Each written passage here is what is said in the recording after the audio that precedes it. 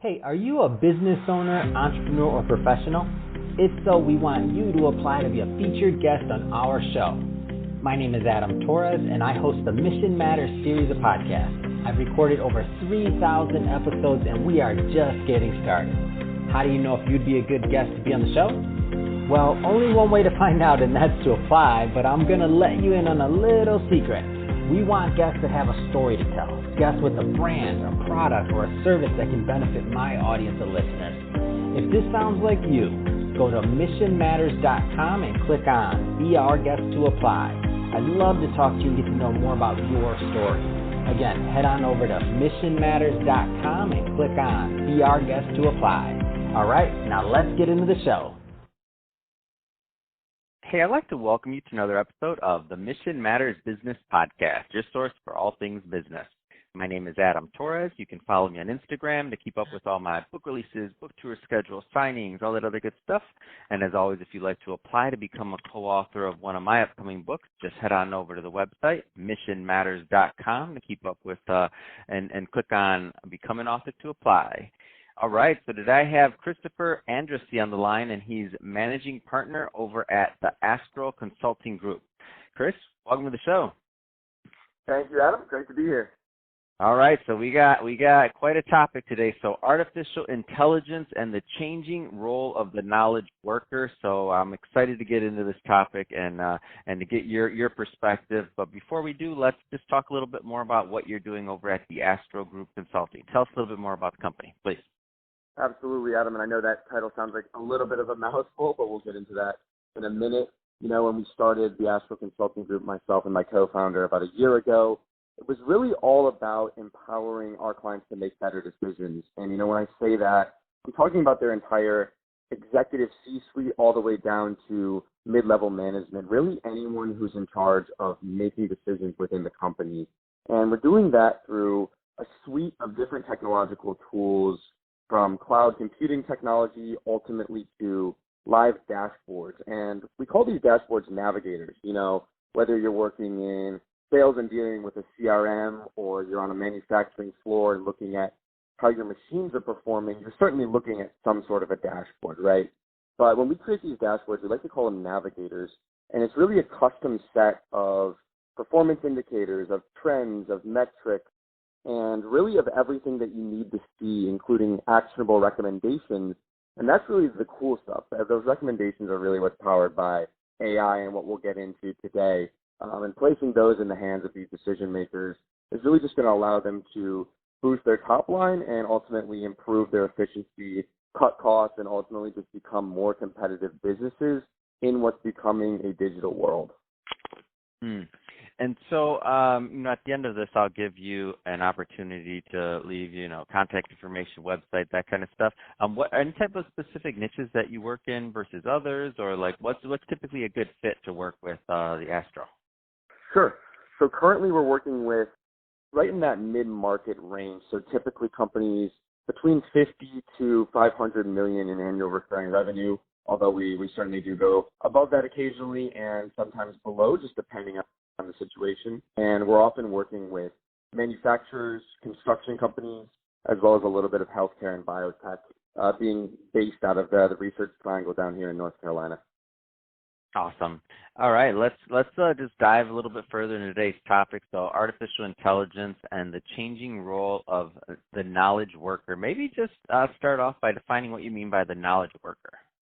Sure. And, I think it would be helpful to first discuss what the knowledge worker is not, because actually, funny enough, 90% of people listening to this will fall into the category of a knowledge worker. So what a knowledge worker is not is, think of your typical assembly line worker, right, where essentially they're just executing a set of predefined tasks. They're doing task A, and then they're packaging it, and then they're moving it next to the next stage. And it's a very rote process that doesn't really require the use of new information. So then we'll get into what a knowledge worker is. Really, the technical definition is as simple as someone who uses and collects information in their role, but it really just means anyone who on a daily basis has to take in new information and make decisions based on that information. So you think of everything from a podcast host to an accountant to a CEO or all knowledge workers in that each day they're confronted with a new set of information, whether it's a new trend in the economy, whether it's a new trend within your business, whether it's a new trend around the globe, and being able to take in that information and being able to actually translate that into an actionable decision that's going to improve the success of your own role, of your team, or of your company. And so how does AI like fit into this? Like, what you entered AI for the typical knowledge worker, and it's going to change the landscape. So what are you seeing? Sure. So really what we're seeing with artificial intelligence is powering recommendation engines, they call it, but really it's a set of algorithms that are going to be able to do some of that information gathering for the knowledge worker. So, nowadays there's just so much data being generated from so many different sources. You look at external data with what's happening in the market. You look at internal data within a company, everything from their financial performance to, take manufacturers, for example, who we work with quite frequently. You look at their inventory. You look at their supply chain, the goods that are coming in, that are being sourced, that are being sold out. There's really just an insane amount of data being collected now, and it's too much for a single mind to be able to wrap their heads around and ultimately process.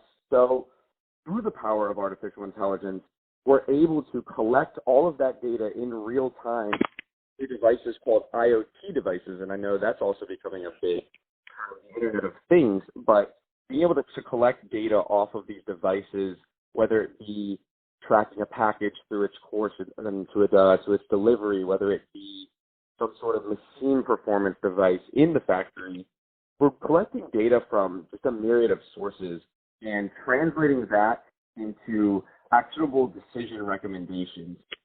And really the way that this happens is something called machine learning, which is a part of artificial intelligence. And really what machine learning is taking a whole bunch of data points, a whole bunch of information, and then taking an output, a desired output. So maybe I'm looking at how much should I set my inventory levels at? How much should I actually aim to store in a warehouse? And given that input data, my machine learning algorithm is going to take a guess at the output. And it may be wrong initially, but then over time it's going to continue to make those guesses. It's going to take in more and more data and keep making more and more educated guesses until eventually it's pretty spot on and it's learning. And that's kind of hence the name machine learning.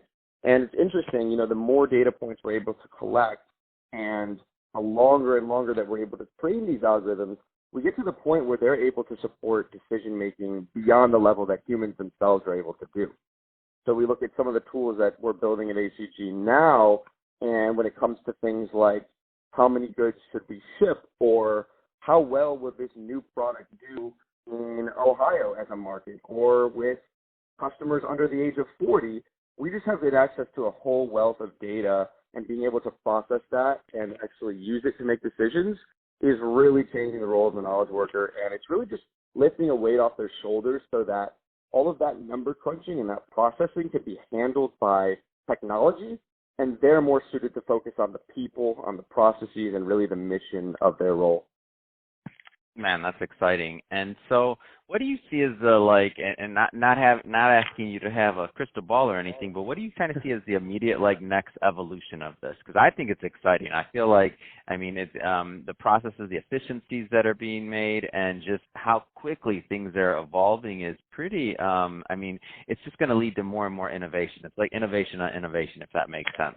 So what do you see as the kind of that next evolution that's right on the horizon? Yeah, well, it's a good question, Adam. And yeah, there's no question it is just innovation accelerating at a pretty rapid pace. And what we're seeing too is that just more and more workers are becoming knowledge workers. I think now it's right around 90%. Give it another 5 years, I think we'll see it closer to 95%. As things like self-driving cars become more of a ubiquitous trend, we see those positions now being replaced with artificial intelligence, with machine learning, and that'll open up more job opportunities for knowledge workers. So I think really it's just going to allow innovation to skyrocket further than it even has, just due to the fact that a lot of these insights that some of these machine learning tools are unlocking are things that people had just overlooked historically. I think that's something that that humans were never incredibly great at was being able to take in data from many, many different sources that maybe don't even seem on the surface like they would relate, but then understanding that, oh, there actually may be some sort of a correlation. Machine learning algorithms are really good at that.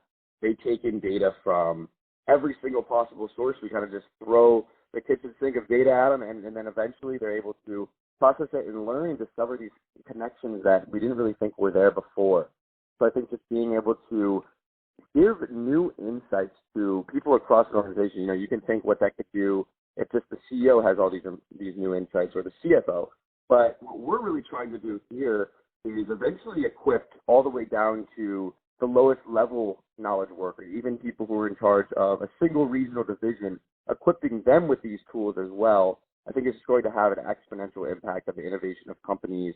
And ultimately, one of the other positive things we're seeing is, companies are more focused on that triple bottom line. They're focused more on sustainability, on helping their communities, on having that environmental impact. I think being able to empower them to innovate this much more quickly is only going to boost community, the world, and really just the world around us at large. So I do think there's a lot of positive benefits to come out of this. That's awesome. So, Chris, first off, it's been great having you on the show today. If somebody is watching this and they want to learn more about the Astral Consulting Group, what's the best way for them to do that?